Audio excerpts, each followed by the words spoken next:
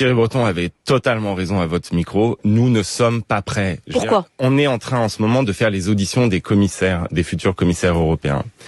Et on a eu une audition qui était particulièrement intéressante, avec le commissaire à la défense. Et il a fait un état des lieux. Mais s'il vous plaît, quelle catastrophe.